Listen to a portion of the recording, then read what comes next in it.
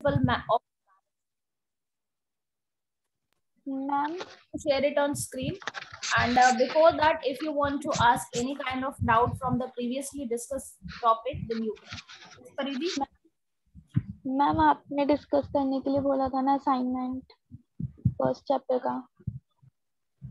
First chapter का assignment. Yes बेटा, पूछिए क्या प्रॉब्लम है.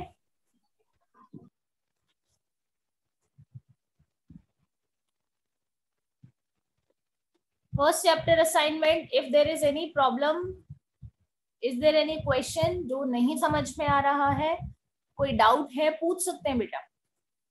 बोलो परिधि, ऐसा कोई क्वेश्चन जो समझ में नहीं आया.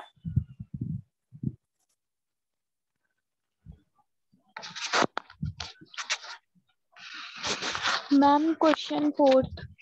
हाँ बोलिए क्वेश्चन.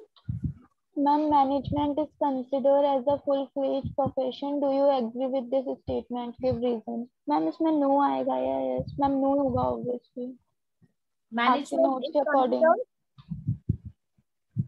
Full fledged profession.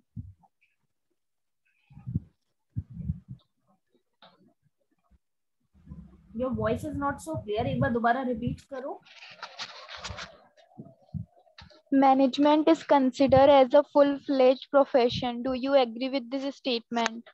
हाँ तो बताओ भाई, है क्या मैनेजमेंट एक फुल फ्लेज्ड प्रोफेशन? आप बताओ. Ma'am, no. Exactly, no. Management cannot be said a full-fledged profession, but it is leading toward a full-fledged profession. ठीक है, अभी है नहीं, ये बढ़ रहा है प्रोफेशनलिज्म की तरफ. तो एक फुल फ्लेज प्रोफेशन है ऐसा नहीं कह सकते आप मैनेजमेंट. ठीक है, तो आंसर आपका क्या होगा? No, I do not agree. और आगे आप अपना रीजन देंगे उसका. Okay ma'am. Any other question?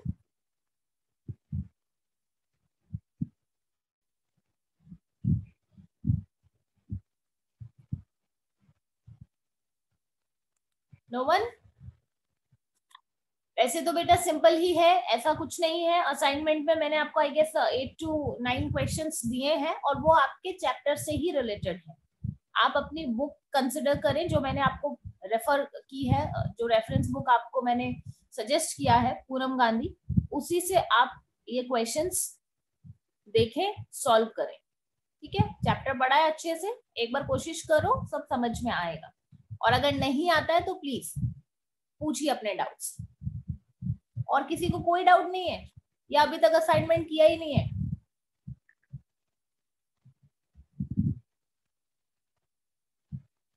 Ma'am कर लिया कंप्लीट. कंप्लीट कर लिया? कोई problem Harshita?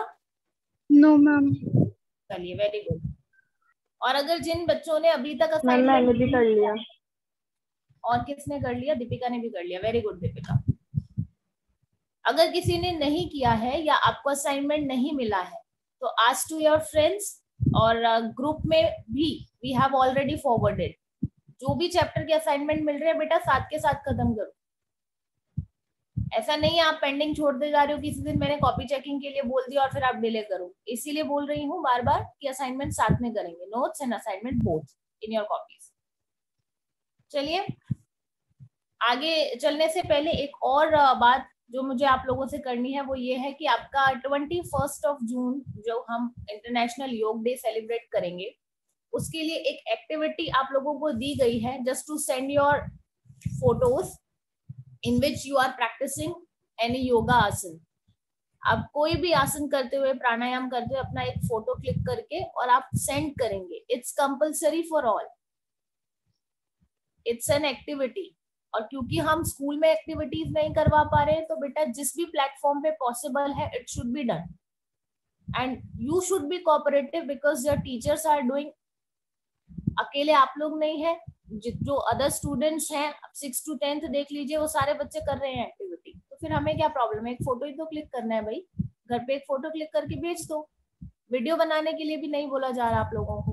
We will merge them together and we will create a video. आप तो सिर्फ अपना एक फोटो क्लिक करके भेजिए. आउट ऑफ यू कितने स्टूडेंट्स ने सेंड किया अभी तक? Raise your hands.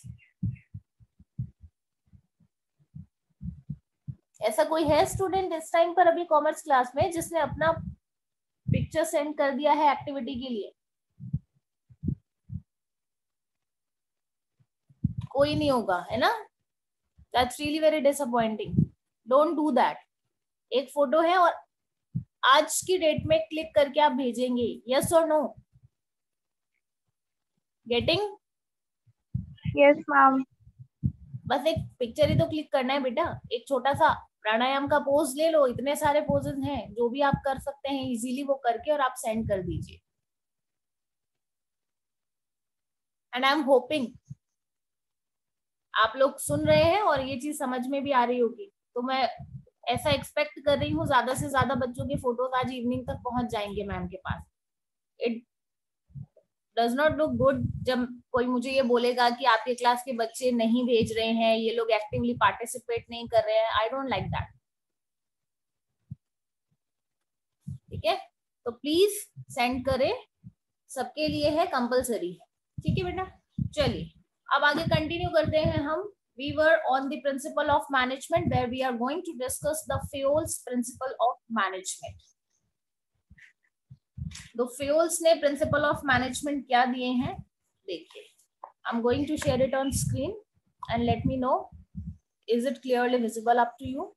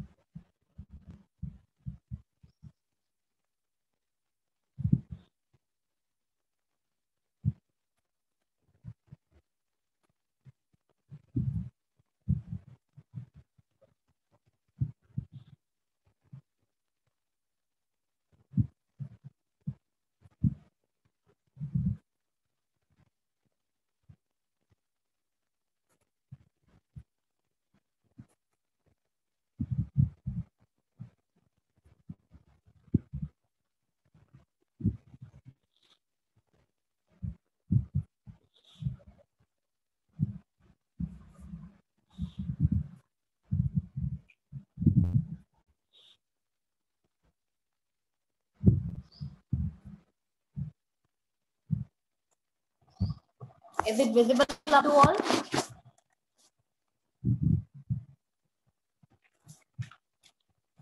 Yes, class?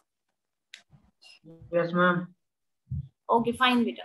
So here it is, Fayol's principle of management. Fayol का पूरा नाम क्या है? Fayol's full name is Henry Fayol. ठीक है? So Henry Fayol got degree in mining engineering and joined. ये उनका एक छोटा सा introduction है. It's about him only. Principal of management जो उनकी गिवन है वो हमारे लिए ज्यादा इंपॉर्टेंस रखते हैं. तो बस एक बार हम देख लेते हैं एक small introduction about him. Henry Fayol got degree in mining engineering and joined French mining company in 1860 as an engineer. He rose to the position of managing director in 1988 when the company was on the verge of bankruptcy. He accepted the challenge and by using rich and broad administrative experiences, he turned the fortune of the company. For his contribution, he is well known as the father of general management. तो अगर question आता है 1 mark, who is father of general management? So answer should be Henry Fayol is the father of general management. ठीक है, तो अब क्यों matter करते हैं फ्यूल्स के प्रिंसिपल ऑफ मैनेजमेंट के?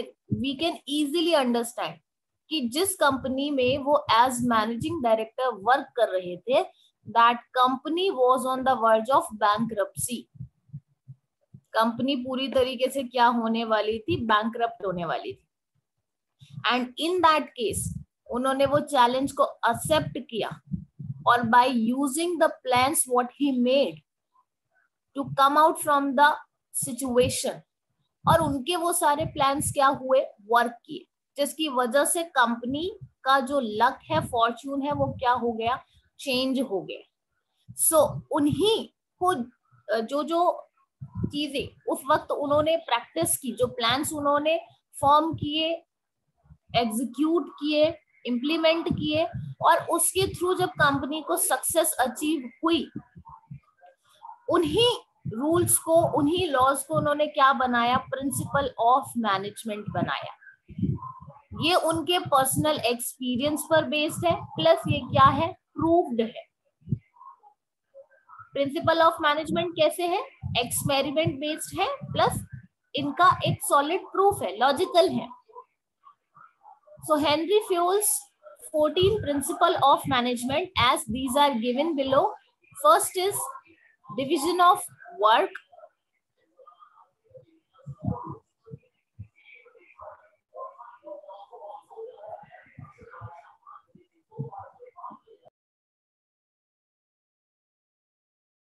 I want to stop for one minute.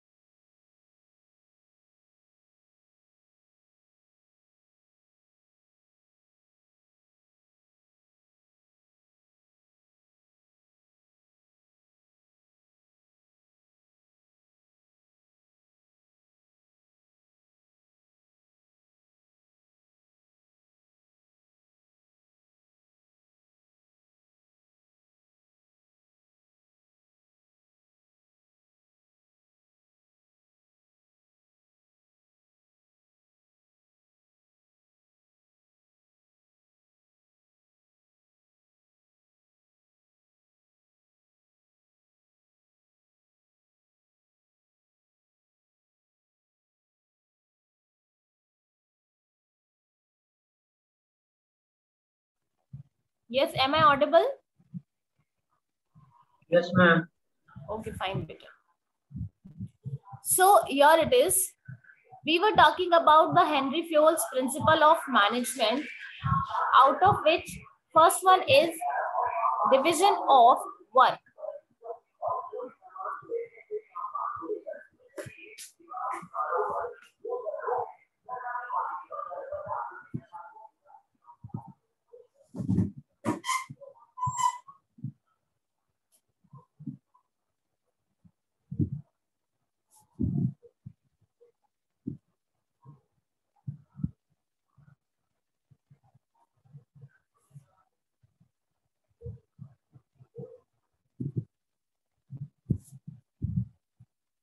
Sorry for the disturbance. There is some problem to share the screen. I'll try to reshare it. Don't know what is the problem is coming.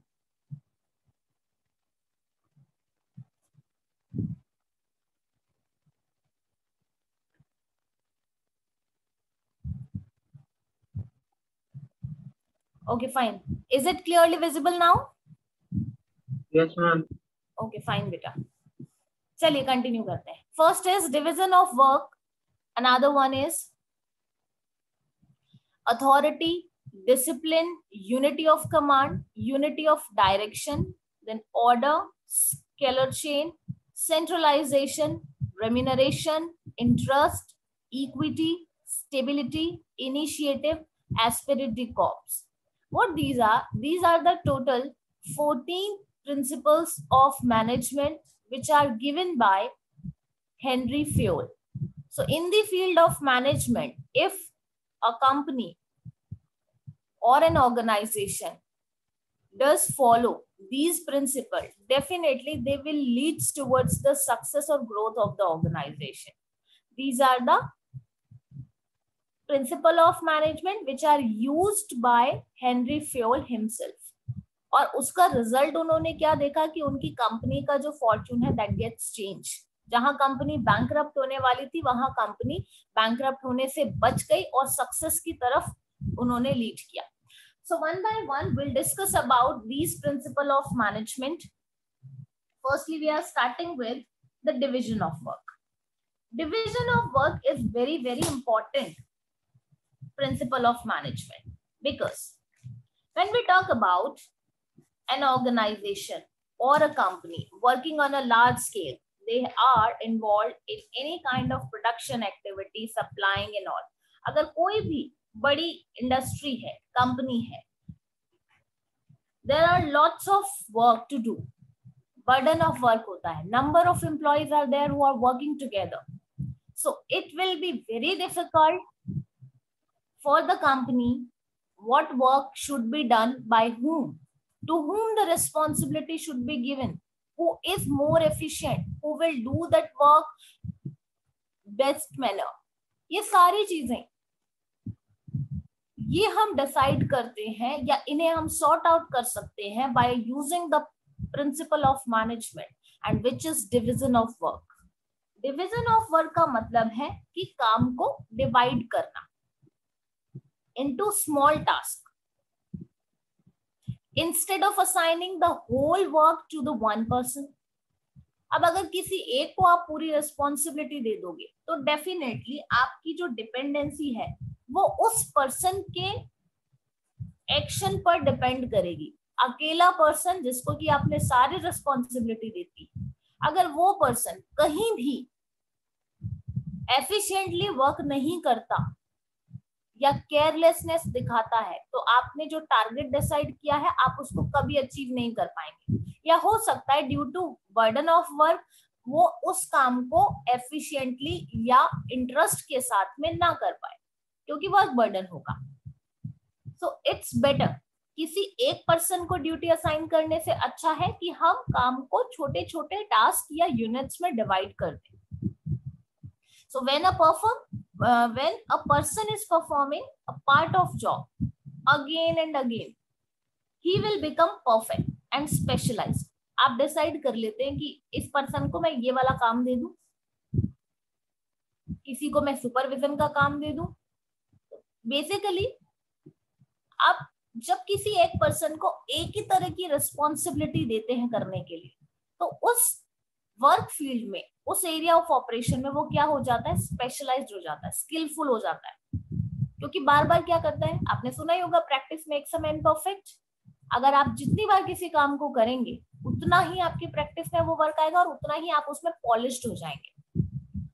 तो वो person उसमें क्या हो जाता है, skilful हो जाता है. ऐसे में उसका level of efficiency in comparison of other person क्या होगा, ज्यादा होगा. तो आप उसके अकॉर्डिंग फिर वर्क को डिवाइड करेंगे कि ये पर्सन ये जॉब अच्छा करता है तो मुझे इसको यही काम देना चाहिए. Right person on the right job. Division of work जो है वो किस चीज को फॉलो करता है, right person on right job. तो पहले तो हम स्पेशलाइजेशन की बात कर ले कि principle of division of work की जो हम बात कर रहे हैं उसका पॉजिटिव इम्पैक्ट आएगा क्या, ऐसा करने से क्या फायदा होगा. काम को हम डिवाइड करते हैं. जैसे कि अगर एक इंडस्ट्री की भी बात हम करें तो मैनेजरियल वर्क अलग लोग करेंगे, टेक्निकल वर्क अलग लोग करेंगे. ठीक है, कहाँ हमें किस किस फील्ड में कौन कौन से वर्कर को जॉब देना है ये हमने डिसाइड कर लिया. लेकिन ऐसा करने से होगा क्या, क्या पॉजिटिव इम्पैक्ट नजर आएगा. Tell me, according to you क्या इम्पैक्ट आएगा पॉजिटिव.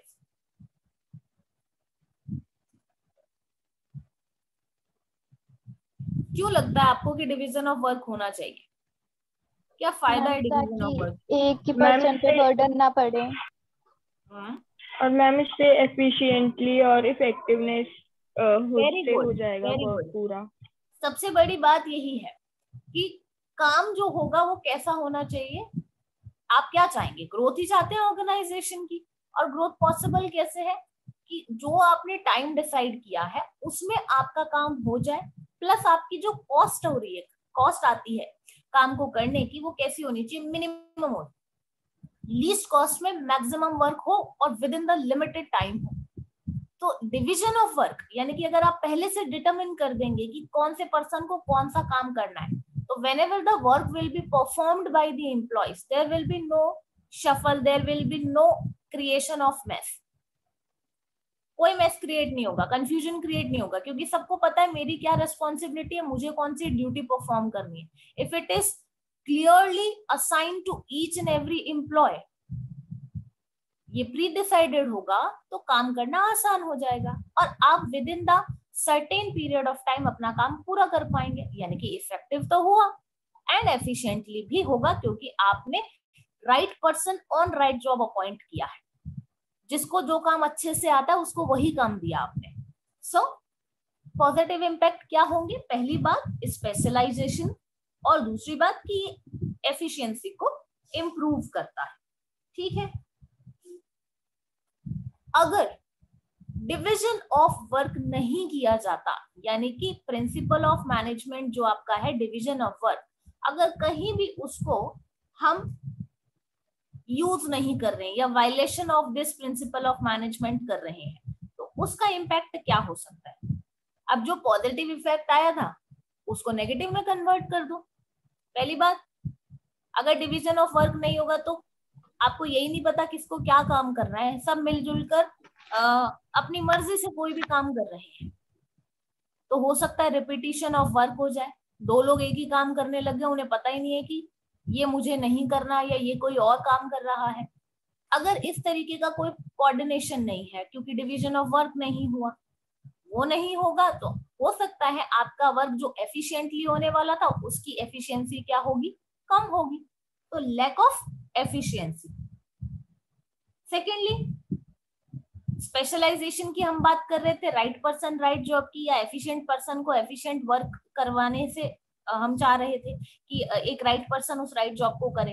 लेकिन अगर ऐसा नहीं करते हैं तो स्पेशलाइजेशन नहीं होगा, तो lack of specialization, there will be no specialization. And one more thing, जो मैंने अभी थोड़ी देर पहले बोला कि हो सकता है दो लोग एक ही तरीके का काम कर रहे हो, यानी कि डुप्लीकेशन ऑफ वर्क. अब दो जने एक ही काम को करने लग गए. हाँ, yes, is there any question? Ma'am फिर वेस्टेज ऑफ रिसोर्सेज भी होगा ma'am. Very good, wastage of resources.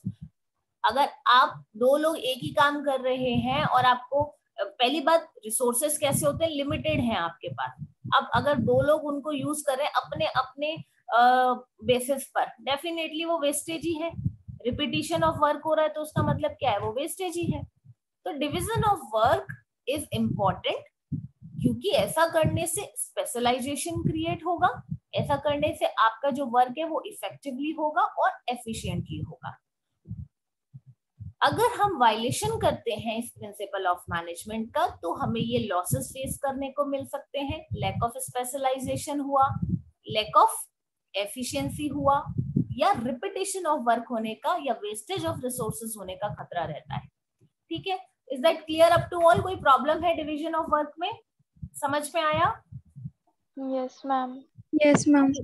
चलिए आगे हम आ जाते हैं अथॉरिटी एंड रिस्पॉन्सिबिलिटी पर. Authority and responsibility. Authority means क्या होता है? To assign the power. किसी को क्या प्रोवाइड करना? पावर देना, डिसीजन मेकिंग का राइट देना. That calls authority.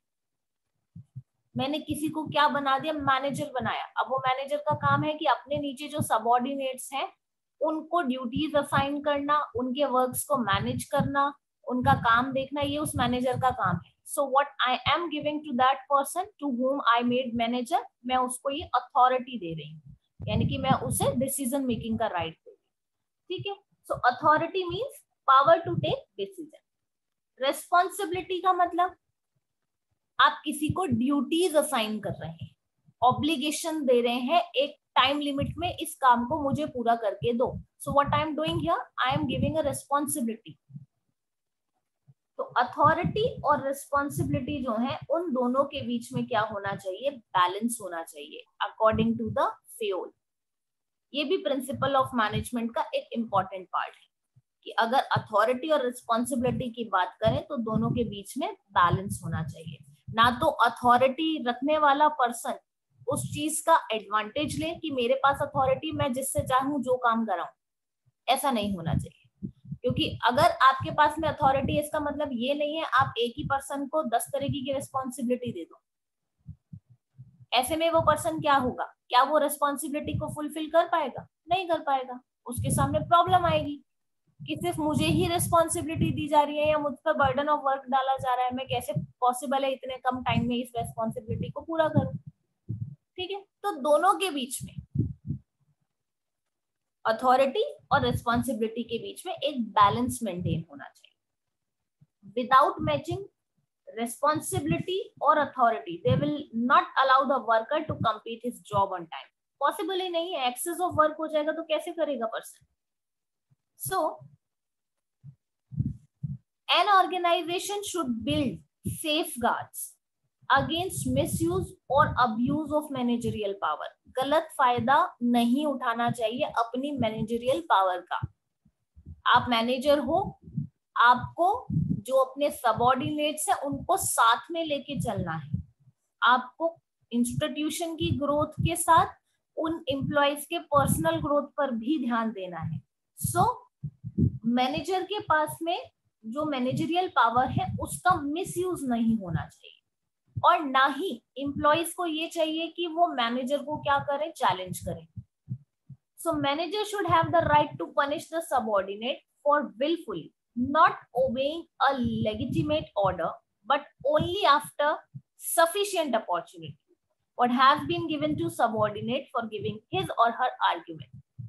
अथॉरिटी दी गई है मैनेजर को तो ये राइट होता है उसका कि अगर टास्क कंप्लीशन टाइमली नहीं होता या किसी भी तरीके का कोई वायलेशन ऑफ रूल्स या गाइडलाइंस किया जाता है बाय द सबऑर्डिनेट, तो मैनेजर के पास में राइट है वो उनके अगेंस्ट में एक्शन ले सकता है।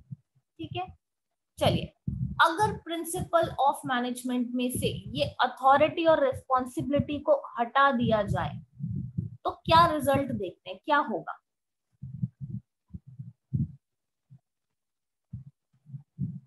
मैं अगर बोलूं कि रिस्पॉन्सिबिलिटी या अथॉरिटी का मिसयूज होता नजर आए, आप वायलेशन कर रहे हैं इस प्रिंसिपल ऑफ मैनेजमेंट का, तो क्या क्या रिजल्ट हो सकते हैं उसके?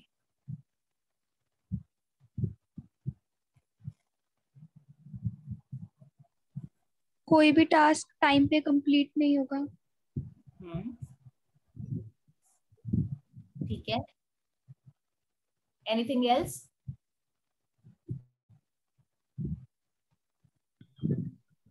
Ma'am, quarrel between employees. Sorry, दोबारा रिपीट करो Deepika. Ma'am, quarrel between employees and managers. हाँ ठीक है, एम्प्लॉयज और मैनेजमेंट के बीच में झगड़ा हो सकता है। चलिए देखिए, कॉन्सिक्वेंसेस डेफिनेटली यही होंगे। पहली बात कि आपका कोई भी वर्क जो है वो टाइमली पूरा नहीं हो पाएगा। अब जैसे एक छोटा सा एग्जांपल देखो यहाँ पर, if a person is given responsibility to produce 100 units in 1 week, एक वीक में आपको 100 यूनिट प्रोड्यूस करने के लिए कहा गया, लेकिन साथ ही साथ उस पर्सन को आपने रॉ मटेरियल परचेज करने का राइट नहीं दिया, तो वो प्रोडक्शन कहाँ से करे? ठीक है, अगर रॉ मटेरियल नहीं अवेलेबल है तो उसका जो आपने टारगेट दिया 100 यूनिट्स प्रोड्यूस करने का, वो टाइमली उसको कंप्लीट नहीं कर पाएगा। बट यहाँ पर आप वर्कर को क्या नहीं कर सकते, या वर्कर को ब्लेम नहीं कर सकते कि उसने अपना काम टाइमली कंप्लीट नहीं किया। क्यों नहीं कर पाया वो? बिकॉज आपने उसको अथॉरिटी नहीं दी रॉ मटेरियल परचेस करने की। तो जब उसको आपने जो रिस्पॉन्सिबिलिटी दी उसके साथ की जो अथॉरिटी उसे मिलनी चाहिए थी वो आपने उसे नहीं दी। So there was no match between authority and responsibility. उसके ऊपर किस चीज का बर्डन ज्यादा है? रिस्पॉन्सिबिलिटी का बर्डन ज्यादा है, अथॉरिटी तो उसे मिले ही नहीं है। Excess of responsibility over authority है यहाँ पर। ठीक है, तो ऐसे केसेस में जनरली क्या होगा, जो टास्क कंप्लीट करने के लिए दिया गया है वो टास्क आपका within a certain period of time complete नहीं हो पाएगा। So delay in work, incompletion of work due to less authority. ठीक है, सेकेंडली जिसके पास में अथॉरिटी थी उसने अपनी अथॉरिटी का क्या किया, मिसयूज किया. So misuse of authority due to excess authority. अब अथॉरिटी का क्या हुआ, यहाँ पर मिसयूज हुआ. And third, overburden with work with excess responsibility. Authority तो थी कम और रिस्पॉन्सिबिलिटी थी ज्यादा, तो रिस्पॉन्सिबिलिटी का क्या हो गया, ओवरबर्डन. तो ये तो होते हैं कॉन्सिक्वेंसेस अगर किसी भी केस में वॉयलेशन होता है अथॉरिटी या प्रिंसिपल ऑफ मैनेजमेंट, जो हम पढ़ रहे हैं रिस्पॉन्सिबिलिटी और अथॉरिटी, उसका अगर कहीं भी वॉयलेशन होता है तो रिजल्ट क्या निकल के आते हैं, नेगेटिव रिजल्ट आते हैं.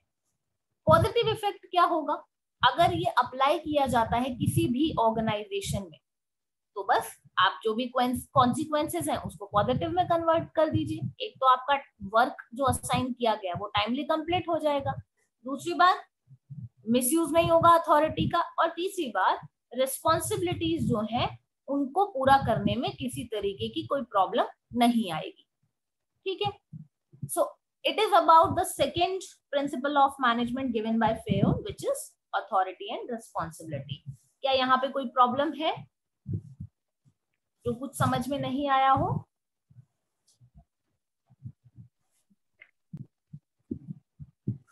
Yes, anyone? सबको समझ में आ गया, किसी को कोई प्रॉब्लम?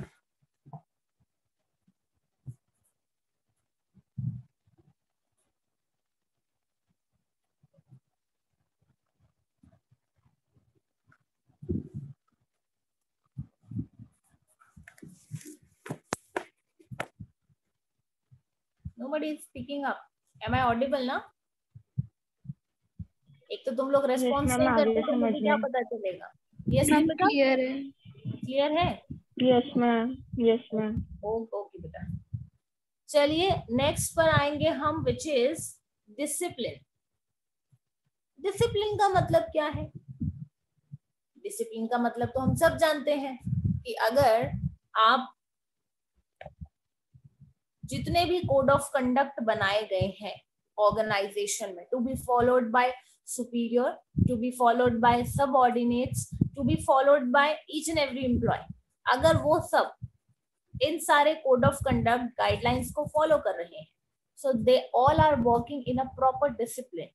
डिसिप्लिन का मतलब ही क्या है, within the limits which are set by the organisation, उसके अंदर रहते हुए आप अपना वर्क कंप्लीशन कर रहे हैं. ठीक है. So code of conduct, rules regulation, employment agreement. दूसरी बात, good superior at all levels. आपके जो सुपीरियर्स हैं वो सारे लेवल्स पर कैसे हो, इक्वल बिहेवियर हो उनका, दैट मीन्स किसी तरीके की बायसनेस नहीं है. ठीक है. Clear and fair agreement among subordinate and superior. जो भी सुपीरियर एंड सबऑर्डिनेट हैं उनके बीच में जितने भी अग्रीमेंट किए जाने हैं, चाहे वो रिस्पॉन्सिबिलिटी असाइन करना हो, टास्क कंप्लीशन का रिपोर्ट हो, दोनों के बीच में एक प्रॉपर कम्युनिकेशन होना चाहिए. और जो भी अग्रीमेंट्स हैं टू बी फॉलोड वो सब कैसे होने चाहिए, बहुत ही फेयर और क्लियर होने चाहिए. Meeting commitment at all levels. ऐसा नहीं होना चाहिए कि भाई सुपीरियर हैं उनको सबऑर्डिनेट से या लोअर लेवल पे काम करने वाले जो वर्कर्स हैं उनसे किसी तरीके का कोई कनेक्शन ही नहीं है, सिर्फ ऑर्डर देने से मतलब है, और उनका किसी तरीके के आपको सजेशंस नहीं सुनना, आपको उनके प्रॉब्लम्स को डील नहीं करना, ऐसा नहीं होना चाहिए. सो वन वे कम्युनिकेशन ना होते हुए टू वे कम्युनिकेशन होना चाहिए. ठीक है. इसके अलावा जुडिशियस एप्लीकेशंस ऑफ पेनल्टीज. अगर किसी तरीके की कोई गलती है, किसी तरीके का कोई चार्ज लगाया जाता है पेनल्टी का, that should be clear, judicious होना चाहिए, मतलब किसी के साथ में इनजस्टिस नहीं होना चाहिए. सो ऐसे कुछ सर्टेन रूल्स एंड रेगुलेशंस बनाए जाते हैं that should be followed not only by the superiors but also subordinates, workers as well. सब ऑर्गेनाइजेशन का हर एक वो पर्सन जो ऑर्गेनाइजेशन से जुड़ा है वो सब इन कोड ऑफ कंडक्ट्स और रूल्स एंड गाइडलाइंस को फॉलो करेंगे. So that shows that all they are working in a discipline manner. ठीक है. फ्यूल क्या कहते हैं कि अगर ऐसा नहीं होता है तो व्हाट कैन बी हैपन, क्या हो सकता है बताइए। मैम प्रॉपर कोऑर्डिनेशन नहीं होगा। Very good. Ma'am work systematic way में नहीं होगा, अनऑर्गेनाइज्ड होगा। ओके, एंड अगर सिस्टमेटिक नहीं होगा, अनऑर्गेनाइज्ड होगा, तो it will result into sir ma'am efficiently ma'am नहीं होगा, इनकम्प्लीशन ऑफ टास्क। इनकम्प्लीशन होगा और very good. Wastage of resources हो जाएंगे। हाँ, आगे आगे जितने भी, अब देखो अगर आप ये देख रहे हैं कि एम्प्लॉइज आपस में उनमें कोऑर्डिनेशन नहीं है, सबऑर्डिनेट जो है वो अपने सुपीरियर्स के ऑर्डर्स को फॉलो नहीं कर रहे हैं, या जो सुपीरियर्स हैं वो उनको सुपरवाइज ही नहीं कर रहे हैं टाइमली, किसी तरीके की कोई मीटिंग कंडक्ट नहीं होती, आपस में कोई बातचीत नहीं है, बस मैंने ऑर्डर कन्वे कर दिया, मुझे कोई मतलब ही नहीं है आप कर रहे हो नहीं कर रहे हो, मैं चेक ऑन नहीं कर रही हूँ।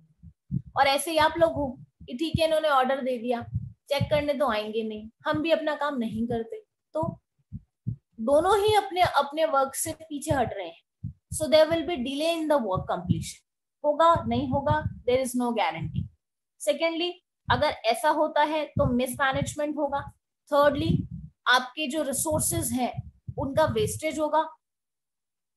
One more thing, there will be a problem of disorder, confusion, आपस में अगर बात ही नहीं हो रही है तो कंफ्यूजन क्रिएट होगा, और उस कंफ्यूजन को कौन क्लियर करेगा, अगर दोनों ही डिपार्टमेंट्स, दोनों ही लेवल पे काम करने वाले लोग गाइडलाइंस या रूल्स को फॉलो नहीं करते हैं, there will be no systematic work.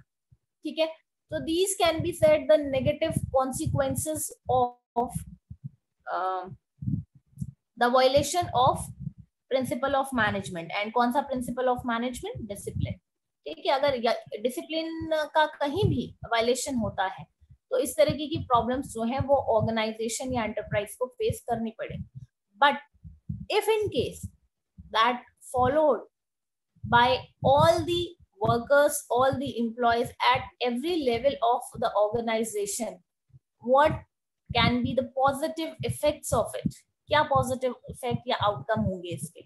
अब इसको आप कन्वर्ट कर दीजिए, जो भी आपने नेगेटिव पढ़ा है वो ना होकर के पॉजिटिव में आ जाइए कि there will be no confusion, proper communication होगा, there will be no delay in the work, orders will be given on time, reports will be accepted on time, that means there will be a proper efficiency in the work completion।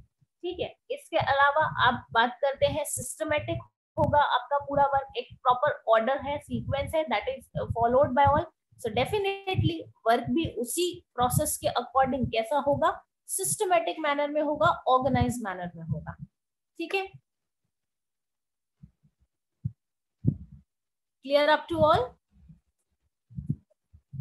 Yes ma'am. चलिए next पर आते हैं हम, which is unity of command. Unity of command का मतलब क्या है? According to this principle an employ should receive order from one boss, यानी कि कोई एक सुपीरियर ही आपको ऑर्डर दे रहा है। वैसे तो देखो हमें पता है कि डिफरेंट डिफरेंट क्या होते हैं, डिपार्टमेंट्स होते हैं किसी भी ऑर्गेनाइजेशन की, जिसमें मार्केटिंग भी होता है, प्रोडक्शन भी है, मतलब मैन्युफैक्चरिंग डिपार्टमेंट भी है, और आपके टेक्निकल, फाइनेंशियल, अलग अलग हेड्स बने हुए हैं। अब ऐसे में अगर एक एम्प्लॉय एक डिपार्टमेंट के अंडर और किसी एक हेड या सुपीरियर के ऑर्डर को फॉलो कर रहा है, तो there will be no confusion, क्योंकि उसको पता है to whom I have to submit my report after completion of task, और who is responsible to assign me job, मुझे कौन देगा काम, मुझे कौन ड्यूटी असाइन करेगा। मुझे अगर ये क्लियर है कि मेरा बॉस ये पर्सन है और यही मुझे ड्यूटी असाइन करता है, रिस्पॉन्सिबिलिटीज देता है, सो I'll be comfortable with the work, मेरे ऊपर कोई बर्डन ऑफ वर्क नहीं, I know to whom I respond, मुझे किसे रिपोर्ट सबमिट करना है, so there will be a peace of mind, और मैं अपना काम कंप्लीट करने के लिए कैसे होंगी, एफिशिएंट मैनर में मैं अपना काम करूंगी। But at the same time अगर मुझे एक डिपार्टमेंट की बजाय हर डिपार्टमेंट से एक एक ऑर्डर रिसीव हो रहा है कि आपको ये काम भी करना है, आपको ये भी करना है, वो भी करना है, मतलब प्रोडक्शन एक्टिविटी में भी आप इन्वॉल्व हो, मार्केटिंग का भी जॉब आपको देखना है, एडवर्टाइजिंग का, प्रमोशन का जो काम है वो आपको देखना है। सो अगर there will be burden of work from different departments, or I am the one person who is responsible to report different heads, जो बॉस है अलग अलग, उन सबको मुझे respond करना है. At the same time, it cannot be possible. So what will be happen? I'll get confused. किसको कौन सा report देना है? एक मैस क्रिएट हो जाएगा. मेरे लिए कंफर्टेबल वर्किंग एनवायरनमेंट नहीं होगा कि मैं अपना काम पूरा कर पाऊं. So there should be a unity of command. Principal of management जो फ्योल के है, फ्योल के अकॉर्डिंग वो क्या कहते हैं? There should be a unity of command.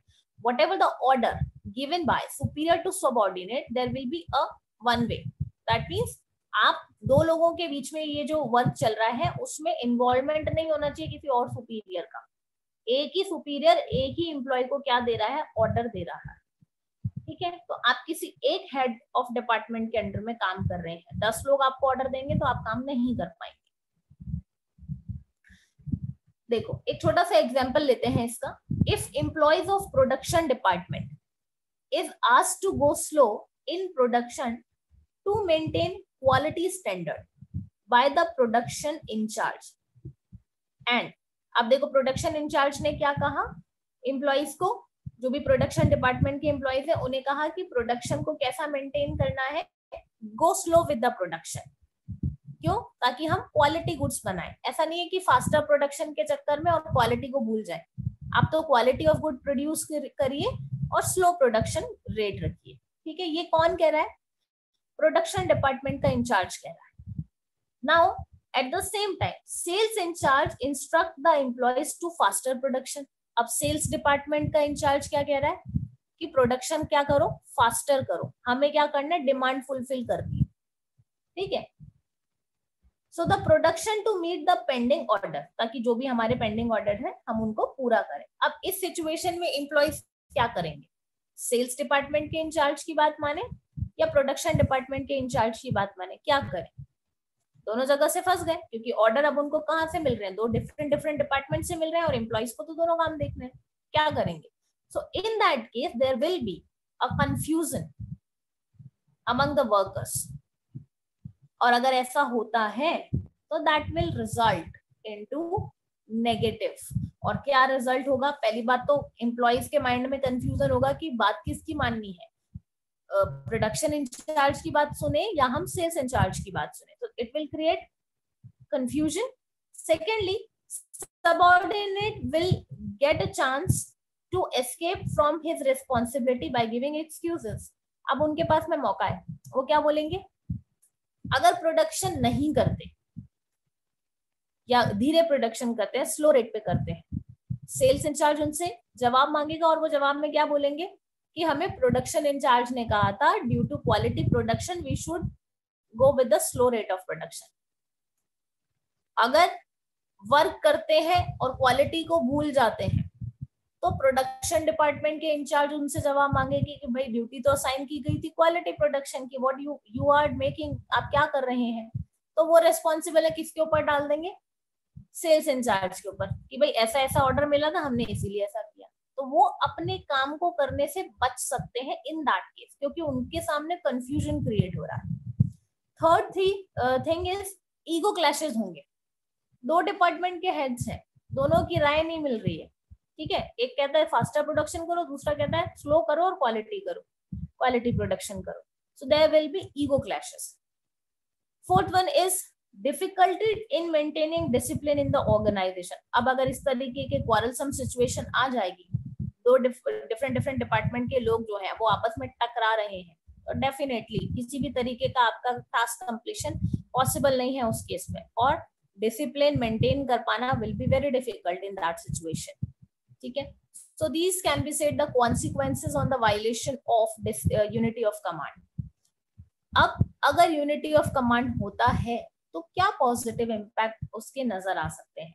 पहली बात, कंफ्यूजन जैसी कोई प्रॉब्लम नहीं आएगी. जैसा कि अभी हमने एग्जांपल के तौर पे देखा तो बहुत कंफ्यूजन क्रिएट हो गया था, लेकिन अगर यूनिटी ऑफ कमांड फॉलो किया जाता है तो वहां पे किसी तरीके का कंफ्यूजन नहीं होगा. कंफ्यूजन नहीं होगा तो वर्कर्स भी एफिशिएंटली वर्क करेंगे and they know to whom they have to respond. पता है तो किसी तरीके का कोई ईगो क्लैश नहीं होगा. ईगो क्लैश नहीं होगा तो there will be discipline will be maintain in the organization. Clear up to all? Yes, ma'am. चलिए. Yes, ma'am. ओके बेटा. यूनिटी ऑफ कमांड के बाद नेक्स्ट टॉपिक या नेक्स्ट प्रिंसिपल ऑफ मैनेजमेंट जो आपका आता है that is unity of direction. अब डायरेक्शन का मतलब क्या है?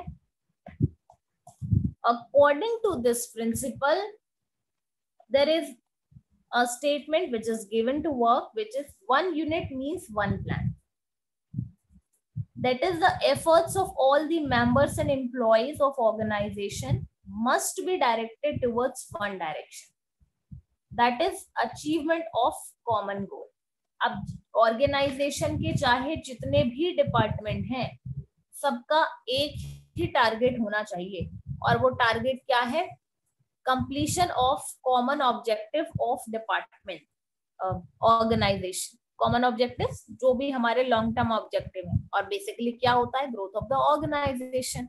वो ग्रोथ ऑफ द ऑर्गेनाइजेशन के लिए जब आप वर्क करेंगे अपने अपने डिपार्टमेंट में काम करें लेकिन पर्सनल इंटरेस्ट को इग्नोर करके ऑर्गेनाइजेशनल बेनिफिट को हम ध्यान में रखेंगे. ठीक है.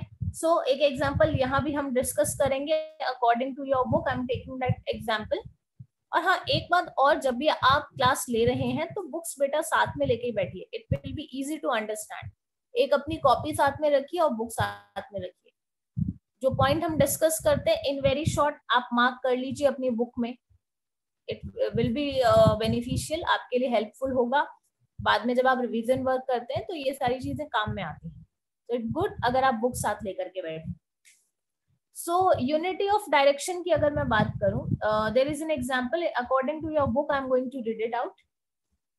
If an organization is producing different lines of products, cosmetic, medicine, confectionery item, each product has its own market and its own business environment. Each division must plan its target and every employee of that division must put his efforts toward the achievement of plan of their division under the direction of one head only. On no account should be working of different departments overlap. अब देखो यहाँ पर example क्या कह रहा है कि एक ऑर्गेनाइजेशन है जो different different types of products को प्रोड्यूस करता है. कॉस्मेटिक्स प्रोडक्ट भी प्रोड्यूस कर रहा है, मेडिसिन भी प्रोड्यूस कर रहा है, कन्फेक्शनरीज भी प्रोड्यूस कर रहा है, हो सकता है ग्रोसरीज भी प्रोड्यूस करे. मतलब अलग अलग चीजें क्या कर रहे हैं? प्रोड्यूस कर रहे हैं और कंपनी एक ही है. अब डेफिनेट सी बात है कि अगर अलग अलग प्रोडक्ट प्रोड्यूस किए जा रहे हैं so separate product will have their different departments. अपने अलग अलग डिपार्टमेंट होंगे उनके, लेकिन there will be no clashes among these department heads. इन सबको एक ही पर्सन के अंडर क्या करना है? वर्क करना है. और वो पर्सन किस पर फोकस्ड होना चाहिए? कंपनी या ऑर्गेनाइजेशन के कॉमन ऑब्जेक्टिव्स को अचीव करने पर. ये नहीं होना चाहिए कि जो कॉस्मेटिक ब्रांड्स है उस पर्टिकुलर कंपनी का उसको ज्यादा हाइप मिल रहा है, या मैं बोलूं मेडिसिन वाला जो सेक्टर है उससे ज्यादा हाइप मिल रहा है. They should work on the target which is set by the organization. की तीनों ही सेक्टर जिनमें हमारी कंपनी प्रोडक्ट प्रोड्यूस कर रही है उनका मेन मोटिव क्या होना चाहिए? कि ज्यादा से ज्यादा मार्केट शेयर कैप्चर करें और पूरे ऑर्गेनाइजेशन को उसका प्रॉफिट मिले. सो उनके बीच में किसी तरीके के क्लैशेस ना हो. इसके लिए जरूरी है कि there should be unity of direction. उनको डायरेक्ट करने वाला पर्सन क्या करेगा? उन्हें एक प्रॉपर डायरेक्शन में गाइड करेगा. ठीक है. पॉजिटिव इफेक्ट्स क्या होंगे इस प्रिंसिपल के? पहली बात, आप क्योंकि यहाँ पर आप बाकी डिपार्टमेंटल जो आपके गोल्स हैं उन्हें असाइड करते हुए कॉमन ऑब्जेक्टिव को अचीव करने पर फोकस्ड है. और अगर यूनिटी ऑफ डायरेक्शन इसको फॉलो किया जा रहा है प्रॉपरली तो definitely the objective what you have set you will be able to get it. आप उसे अचीव कर पाएंगे. सेकेंडली, जो एम्प्लॉयज है उनके एफर्ट्स को क्या किया जा रहा है? यूनिफाइड किया जा रहा है. बहुत सारे एम्प्लॉइज काम कर रहे हैं और different different sector, different different departments में काम कर रहे हैं. उनके एफर्ट्स को क्या किया गया, यूनिफाइड किया गया, ताकि एक प्रॉपर डायरेक्शन में वर्क हो और कॉमन ऑब्जेक्टिव का अचीवमेंट हो पाए. So that is possible only after adopting the principle of management which is unity of direction. I hope it's clear up to all. Yes, ma'am. ठीक है, अगर नहीं होगा तो डेफिनेटली इसका आप नेगेटिव इम्पैक्ट में क्या लिख सकते हैं, कोऑर्डिनेशन नहीं होगा, there will be ego clashes, there will be wastage of resources, there will be difficult in achieving the organizational goal. ये नेगेटिव साइड आप लिख सकते हैं और ये तो बहुत कॉमन सी चीज है, अब तक तो मुझे लगता है समझ में आ जानी चाहिए.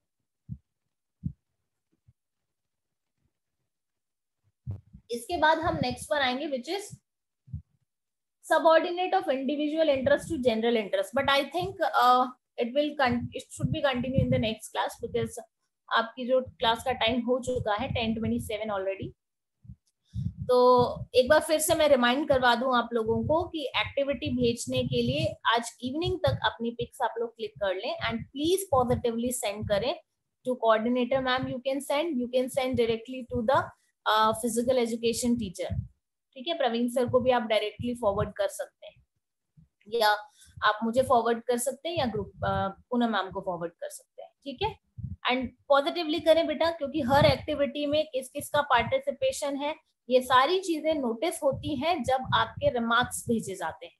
इन बातों को ध्यान में रखें. ठीक है, और यू नो कोऑर्डिनेटर मैम को तो आप अच्छे से जानते हैं, वो हर बच्चे को इंडिविजुअली जानती भी है और आप उनके लिए कोई नए बच्चे नहीं. She knows everything about everyone. आपका जितना ज्यादा आप कोऑपरेट करेंगे, जितना ज्यादा आप एक्टिवली पार्टिसिपेट करेंगे, उतना ज्यादा ही आप पॉजिटिव रिस्पॉन्स पाएंगे अनदर साइड से भी. ठीक है, चलिए आई होप आज शाम तक सबकी, आज इवनिंग तक सबकी पिक्स पहुंच जानी चाहिए और I will continue the topic in the next class. And I am planning to take your oral test also. मैंने एक डेट दिया था शायद आप लोगों को oral test के लिए. Yes, ma'am. On Thursday? Yes, ma'am. Yes, ma'am. Thursday को हम फर्स्ट वाले चैप्टर का oral test लेंगे. Be ready. और मैं अगर भूल भी जाती हूँ तो आप मुझे रिमाइंड करवा देंगे. ऐसा नहीं है कि क्लास लेना स्टार्ट, चलो मैम भूल गए. वैसे तो I remembered that. I have already noted it. Thursday को रेडी रहिएगा फर्स्ट चैप्टर के लिए. Okay, fine class. Thank you everyone. Have a good day. We'll continue in the next class.